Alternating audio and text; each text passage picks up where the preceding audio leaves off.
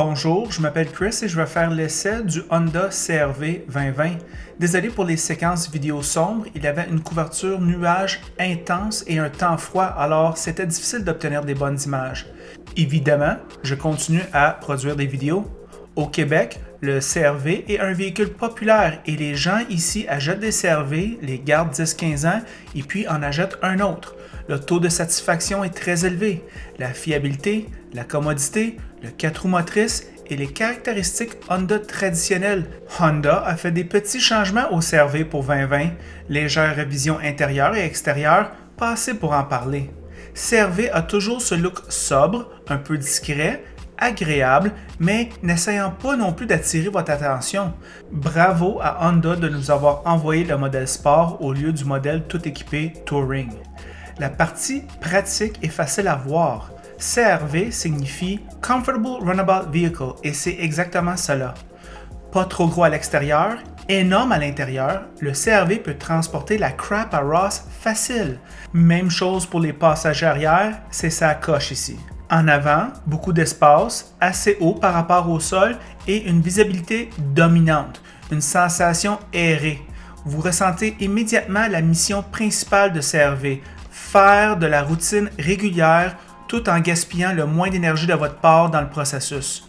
La suspension, la direction, le dosage de la pédale de l'accélérateur et la sensation du freinage contribuent à ce sentiment. Je me suis immédiatement senti chez moi. J'ai possédé quelques Honda et leur ADN imprègne le CR-V. Bonne gêne. Cet intérieur a des défauts et la concurrence s'affine. CR-V s'inspire de la Civic 2016 pour équiper cet intérieur et c'est là que CR-V est faible.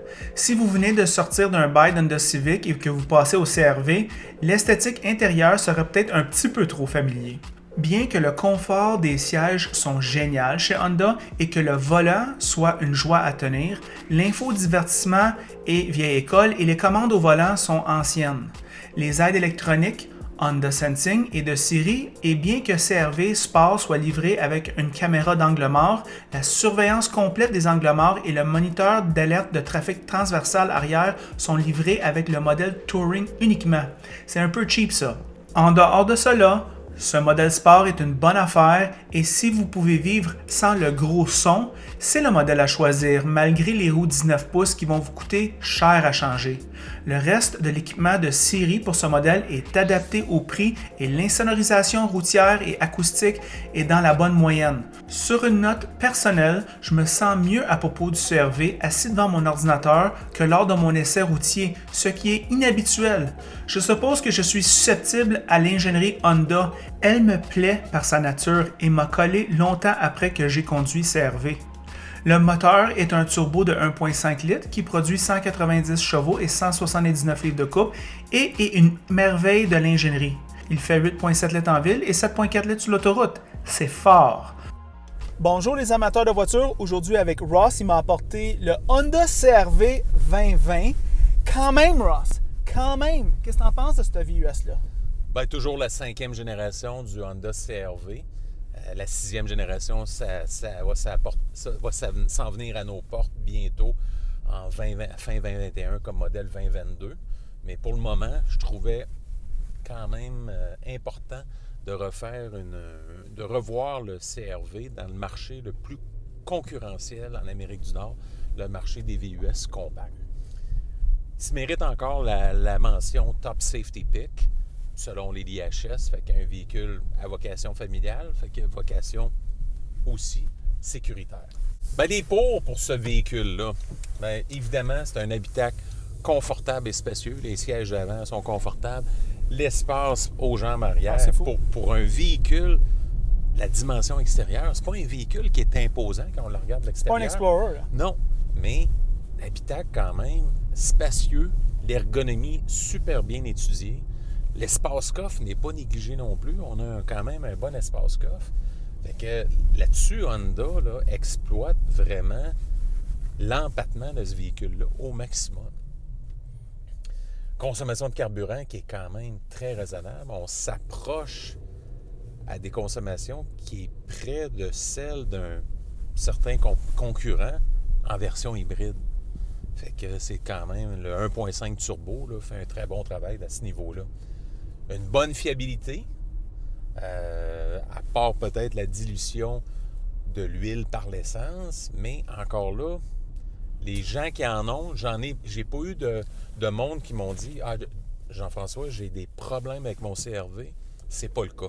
Ben moi, je peux dire exactement la même chose. Moi, j'ai entendu parler de toutes sortes de personnes qui ont dit que le CR-V a des problèmes avec la dilution d'huile, mais j'ai rencontré personne qui a un problème avec la dilution d'huile, puis j'ai rencontré personne que la voiture, elle chauffe dans un temps raisonnable durant l'hiver. Alors, j'ai de la misère à... Pas de problème de thermostat non plus. Non. Fait que si jamais les gens ont des problèmes avec leur CR-V 2017 à 2020 ou 2021, faites-en part dans les commentaires. Ça va être apprécié par les YouTubers. Ce que j'ai pu comprendre aux États-Unis, c'est qu'ils ont sorti un software fixe pour ces véhicules-là, 2017 et 2018, et aussi certains Honda Civic. Fait que supposément, depuis 2019, tout ça, c'est réglé. Moi, je pense que c'est pas un problème. Continue, Ross. Ouais.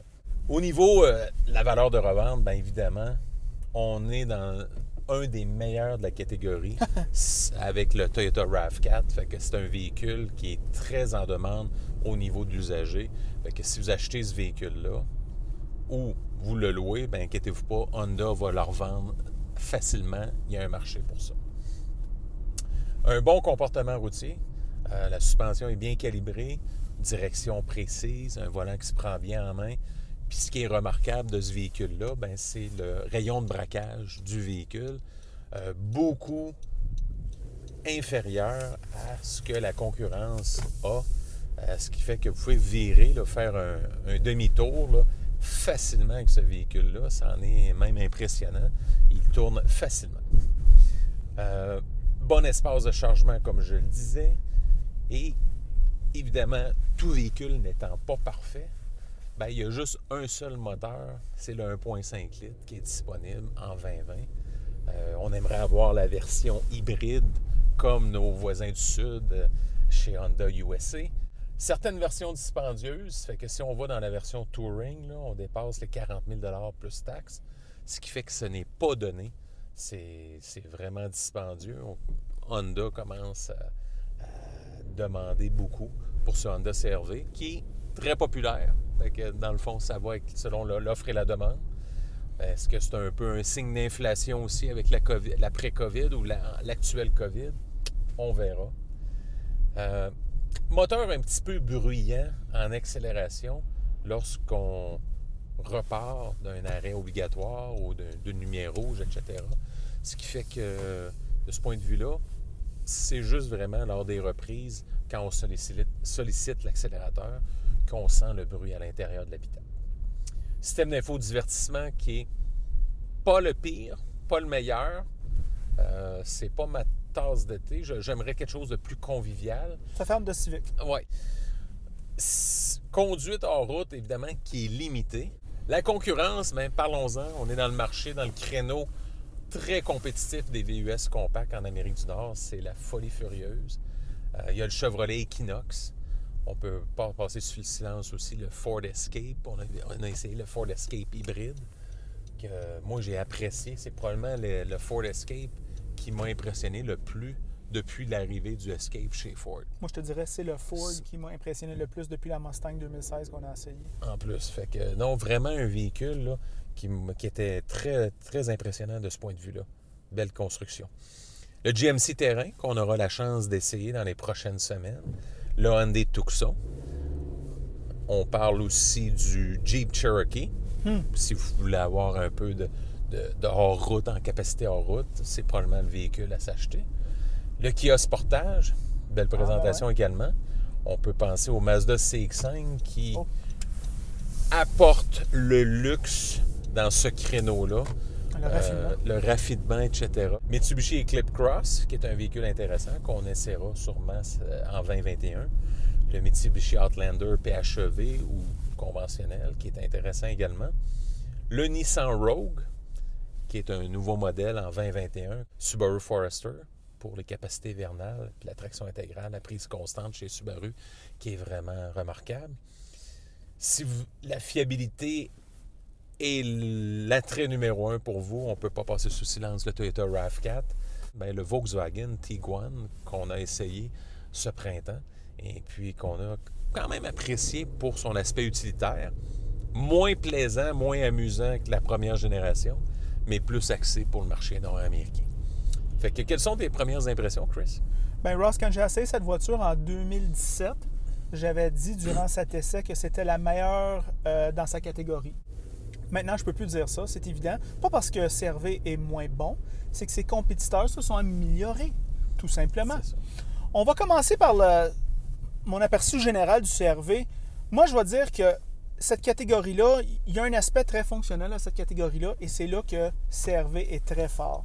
La silhouette, elle n'appelle pas attention à elle-même, puis moi, je pense qu'il y a beaucoup de gens qui ont des familles, qui veulent peut-être pas avoir trop d'attention, ils veulent pas quelque chose de trop flashy. Et puis, ce véhicule-là fait très bien le travail. C'est pas laid, mais c'est pas flashy. C'est ça. C'est pas le plus beau de la catégorie, puis pas le plus laid non plus. C'est ça. Tu sais, comme il passe un petit peu en dessous du radar. Ce modèle sport qui remplace un peu le EX, des mags 19 pouces, ils ont tombé sur la tête un peu Honda, je pense, à ce niveau-là. Mais garde. Ça va coûter cher à remplacer. Ça a l'air que tout le monde veut avoir des grosses roues. Ouais. J'aime l'équipement dans ce modèle-là, en passant un thumbs up à Honda de nous avoir donné le modèle pas tout équipé. Le volant gainé cuir, excellent. Les bancs hyper confortables avec une espèce de cuir ou cuirette, je ne suis pas trop sûr. Puis une espèce de cuir tissu, synthétique. Là, une espèce de tissu confortable aussi dans le milieu. Moi, je te dirais, Ross, c'est excellent. Définitivement en tête du peloton au niveau du confort. Pas de problème là-dessus. Je te dirais au niveau de l'emballage. Qu'est-ce que je veux dire par l'emballage? On dit en anglais packaging, c'est-à-dire que aménagement intérieur de l'espace. Ross, ce véhicule-là a l'air tellement moyen de l'extérieur, mais tellement spacieux à l'intérieur. Tu fais la remarque des places arrière, c'est vrai, sont énormes. Il y a de la place dans la valise. Ici en avant, excellent, pas de problème là-dessus. La visibilité est très bonne ici. Ouais. Le rayon de braquage très court, les portes qui s'ouvrent très larges. Très convenable, très convenable. J'aurais aimé peut-être même les Magic Seats en arrière, ça aurait été une petite coche de plus. C'est ce qui manque du HRV. C'est ça. Ouais. Quoi d'autre à propos de cet intérieur-là? Moi, je te dirais l'insonorisation est correcte. Je te dirais aussi l'infodivertissement, les commandes à l'intérieur du volant, la qualité générale des matériaux me fait penser plus Honda Civic que Honda Accord. Puis la Honda Civic, ça fait longtemps qu'elle est sortie. 2016. Et puis ses compétiteurs, on dirait tous les compétiteurs récents que j'ai essayés, Ross, on dirait sont tous en avance. Puis c'est là que CR-V est légèrement faible. Et puis c'est pour ça que je ne peux plus la mettre comme numéro 1. Je peux la mettre comme un top 3, un top 4 en raison de ses fortes qualités, mais c'est juste peut-être au niveau de l'esthétique intérieure, je trouve que c'est un peu faible. Maintenant, pour la motorisation. Moi, je te dirais, Ross, elle n'est pas élégante, mais elle est efficace. Très efficace. Au niveau consommation, aucun problème. Regarde, puis je pense que quand on a la petite famille, une fois qu'on a le paiement, tu sais, comme quand on a une famille, là, on a nos dépenses, puis on les étage, puis on veut pas que ça déroge, puis on veut qu'il reste le plus petit possible. Puis moi, je pense que l'économie d'essence que vous allez avoir là-dessus, ça va être agréable tout le long de votre expérience de propriétaire. Alors ça, c'est winner à ce niveau-là. Moi, j'ai pas de problème sur la fiabilité, Ross. Au niveau à long terme, je pense pas que ce moteur-là va donner des problèmes. En tout cas, moi, je n'ai pas entendu parler. D'après moi, dans la catégorie, en termes de fiabilité, on pourrait le placer numéro 2. Ben moi, je suis à l'aise avec ça. Alors, somme toute, moi, je trouve que c'est très recommandable sur l'achat, très recommandable sur la location. Ross, qu'est-ce que tu en penses de ce char-là? Ben, aucune restriction au niveau de la location. À l'achat non plus. C'est un véhicule, selon moi, qui va durer très longtemps. Honda est un motoriste. J'ai confiance à ce que la mise à jour logicielle ait réglé les problèmes. On ne semble pas voir de problème majeur de ce point de vue-là. À chaque fois que j'en ai fait l'essai, j'ai trouvé que le véhicule donnait un bon rendement. Fait que pas de restriction en location, puis pas de restriction à l'achat non plus. Ça fait peur, tu sais, le problème de dilution d'huile, Ross, aux gens, parce que quand on achète un CR-V ou un RAV4, on va les nommer ces deux-là, on a souvent la fiabilité à long terme qui est un élément clé. C'est pour ça qu'on dépense plus cher pour ces véhicules-là. Puis le problème de dilution d'huile, pourquoi que ça nous a tellement shaké? C'est parce que c'est justement un problème qui ne fera pas en sorte que vous avez des problèmes de moteur après 2, 3 puis 4 ans. Ça a rapport à la lubrification. Et puis, c'est à ce moment-là, les problèmes vont surgir dans 8, 9, 10 ans. Ouais. Puis c'est de ça que le consommateur, moi, je pense qu'a, avec raison, peur. Oui, puis aussi avec la réputation du manufacturier Honda, la réputation du motoriste Honda. ben on ne s'attendait pas. Elle ne peut pas l'échapper. On ne pouvait pas l'échapper au niveau de ce manufacturier-là, du point de vue moteur. Et probablement, ça en a fait peur à quelques-uns. Puis l'arrivée du RAV4 en 2019 a changé les cartes, aussi a changé les chiquiers. Oui, ça a changé tout dans la catégorie. Fait que, évidemment, Honda, là, avec le 2022, ne peut pas manquer son coup parce que le RAV4 fait des ravages en ce moment. Alors, c'est ça nos pensées sur la très bonne Honda CR-V 2020. En passant, si vous aimez la vidéo, aimez-le. Si vous ne l'aimez pas, aimez-le pas. Et si vous l'aimez beaucoup, mais franchement, abonnez-vous à la chaîne. Et soit dit en passant, si vous êtes un débile malade qui a poté des voitures, puis vous êtes sur Instagram en train de checker je ne sais pas trop quoi, mais vous pouvez m'abonner à Christopher Car Reviews. Puis je vais poster des photos de toutes les voitures à laquelle que je fais un essai routier. Ça va vous donner une espèce de preview aux choses à venir. Alors, c'est tout.